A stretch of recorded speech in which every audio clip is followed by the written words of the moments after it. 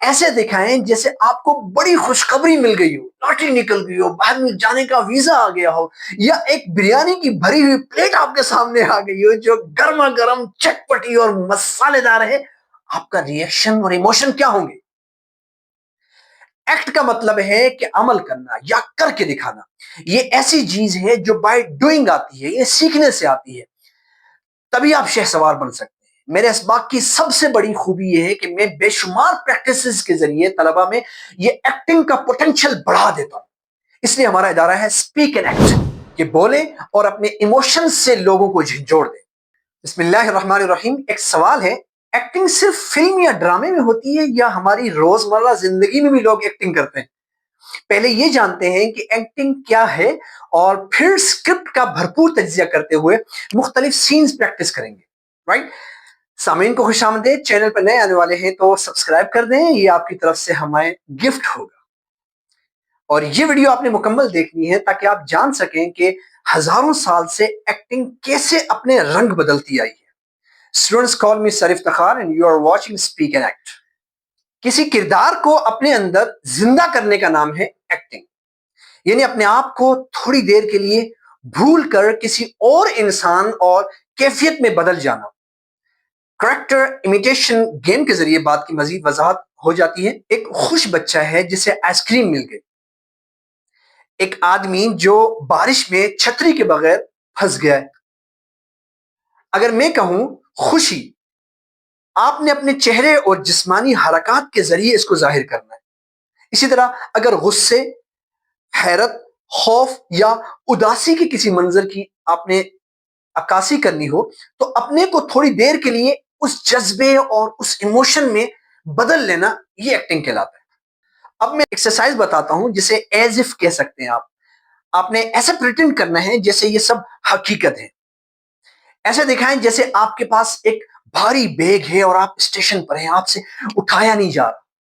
یا ایسے دکھائیں جیسے آپ کسی چھوٹے کمرے میں بند ہیں اور آپ تنگ ہو رہے ہیں، وہاں سے نکلنا چاہتے ہیں لیکن نکل نہیں سکتے، تو آپ کیسے ظاہر کریں گے؟ اب جانتے ہیں اوریجنز آف ایکٹنگ کو، یعنی ایکٹنگ کا ارتقاء، کہ کن ادوار سے گزرتے ہوئے ایکٹنگ ہم تک پہنچی ہے۔ نمبر 1، ہزاروں سال پہلے انسان اشاروں اور جسمانی حرکات سے کہانیاں سناتے تھے۔ آپ نے دیکھا اور سنا ہوگا ویڈیوز میں کہ رات کو آگ کے گرد بیٹھ کر قصہ گوئی کیا کرتے تھے اور روزمرہ کے واقعات ڈرامے کی طرح پیش کرتے تھے۔ نمبر 2، یونان میں 2500 سال پہلے اسٹیج ڈرامہ شروع ہوا۔ وہاں غمناک اور مزاحیہ ڈرامے ہوا کرتے تھے جسے ٹریجڈی اور کامیڈی شو کہتے ہیں۔ یونان میں ایکٹنگ کو فن نہیں بلکہ دوستو عبادت سمجھا جاتا تھا۔ نمبر 3، رومن لوگوں نے یونانیوں سے تھیٹر سیکھ کر اسے مزید تفریحی بنا دیا۔ چینی اوپیرا میں دیکھتے ہیں آپ رنگ برنگے لباس اور میوزک کے ساتھ اسے پیش کیا جاتا ہے۔ اسی طرح انڈیا میں سنسکرت اور کتکالی ڈانس ڈرامہ نے کردار نگاری کو ایک نیا فلسفیانہ روپ دے دیا۔ نمبر 4، 16ویں صدی میں شیکسپیئر کے ڈراموں نے انسان کے اندرونی جذبات اور نفسیات کو اسٹیج پر پیش کیا، اور اب ایکٹرز کردار میں ڈوب جانے اور محسوس کرنے کو اصل اداکاری سمجھتے ہیں۔ اب یہ پرانے انداز اور تھیٹر سے نکل کر سوشل میڈیا تک پھیل چکی ہے۔ موبائل کھولا، اپنی ویڈیو بنائی اور اپلوڈ کر دی، ایک نیچرل چیز دکھاتے ہوئے۔ ٹائم ٹریول ایکٹنگ، طلبہ گروپس میں ہو جائیں، ایک گروپ پرانے طرز پر اداکاری کرے، ماسک لگا ہوا، ڈرامائی انداز اور ڈرامائی ڈائلاگ، اونچی آواز ہوتی ہے اور ہاتھ کے بڑے بڑے اشارے، آپ نے دیکھا ہوگا گھوڑوں پر بیٹھے ہوئے ڈائلاگ بول رہے ہیں۔ اور دوسرا گروپ آج کے نیچرل دور کے اندر رہتے ہوئے سادہ انداز میں اور حقیقت کے قریب اداکاری دکھائے۔ مقصد یہ سمجھانا ہے کہ ایکٹنگ کیسے وقت کے ساتھ ساتھ نیچرل ہوتی گئی ہے۔ نیچرل ایکٹنگ کی خصوصیات پر ہم نے پبلک سپیکنگ کورس پر بھی تفصیل سے بات کی ہے کہ قدرتی ایکٹرز کیسے ہوتے ہیں اور انہیں ہم کیسے اڈاپٹ کر سکتے ہیں۔ آپ ایکٹنگ کورس کے ساتھ ساتھ یہ پبلک سپیکنگ کورس ضرور دیکھیں، بہت سی اہم اور بنیادی باتیں اس میں موجود ہیں۔ اب جانتے ہیں ایکٹنگ کی جان۔ مین مائی فیورٹ از اسکرپٹ۔ کوئی بھی ڈرامہ، کوئی بھی شوٹنگ، کوئی بھی فلم یا کوئی بھی سین شوٹ نہیں ہو سکتا جب تک وہ اسکرپٹ اس کے پیچھے نہ ہو۔ اللہ تعالیٰ نے اس پوری دنیا کو تخلیق کا جب ارادہ فرمایا تو پہلے قلم اور لوح بنائی نا، اور فرمایا لکھ جو کچھ ہوگا. تو تقدیر اسکرپٹڈ پلان ہے میرے رب کا, اور ہم سب اپنے اپنے دور میں آ کر اس دھرتی کی اسٹیج پر اپنا کریکٹر دکھا کر اسکرین سے اوجھل ہو جاتے ہیں. That is the reality guys.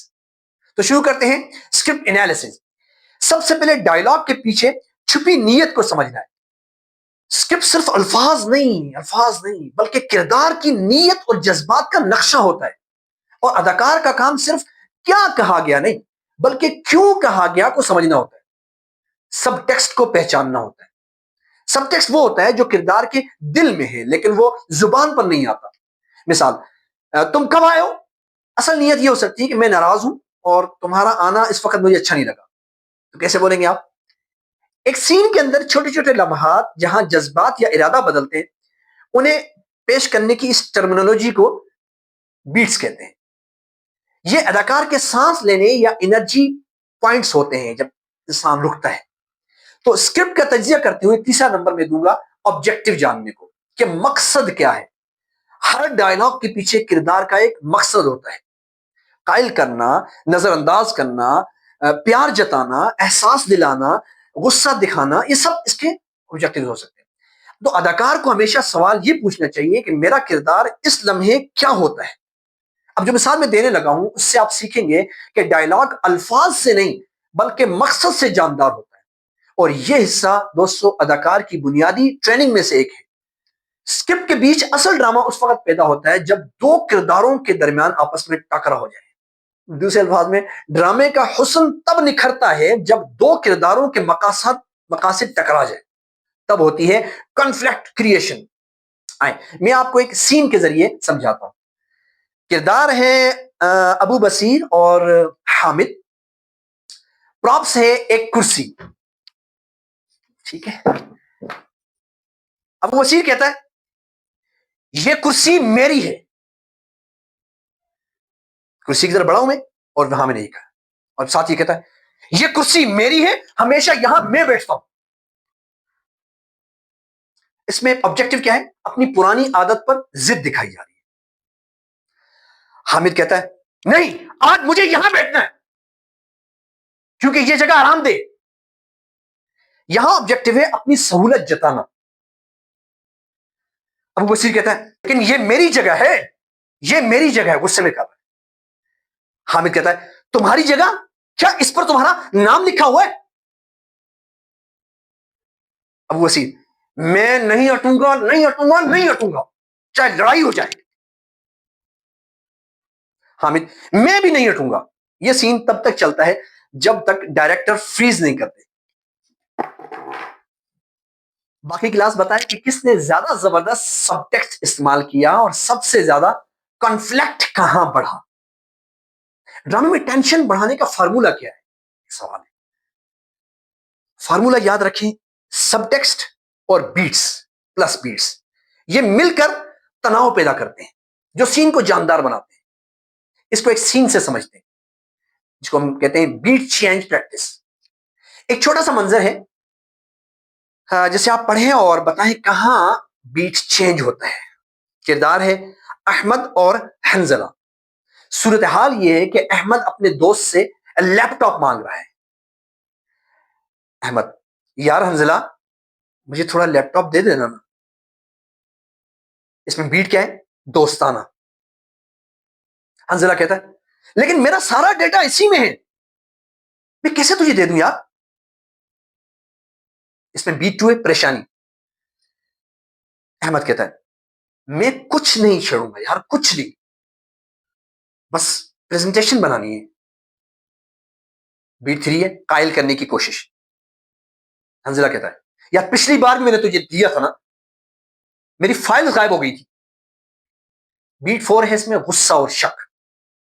Ahmad کہتا ہے اچھا اگر تمہیں ڈر ہے نا تو کوئی بات نہیں, یہ نرم لے جائے. بیٹ اس میں فائیو مایوسی. یوں کلاس ایکسرسائز میں اسٹوڈنٹس اس سین کو بغیر بیٹ چینج کے پڑھیں اور پھر بیٹس کو انکلوڈ کر کے دیکھیں کہ کس طرح جذبات آپ کے حسن پیدا کرتی ہیں گفتگو کے اندر. اس سے ایک فوراً فرق بھی نظر آ جائے گا کہ بیٹ چینج کرنا سین کو جاندار اور حقیقت کے قریب بنا دیتا ہے. परफॉर्मेंस में इन बीट्स पर सांस और एनर्जी बदलने की प्रैक्टिस भी हो। आखिर में आप इन सवालात के जवाबात भी खुद ही नोट करें कि किस लम्हे आपको महसूस हुआ कि जज्बात बदल गए। क्या सिर्फ लहजा बदला या जिस्मानी हरकत भी साथ बदली? अब तक अगर आपने वीडियो मुकम्मल देख ली है तो कमेंट्स में अपनी राय जरूर दें। मिलते हैं एक नए सबक में। फी अमानिल्लाह।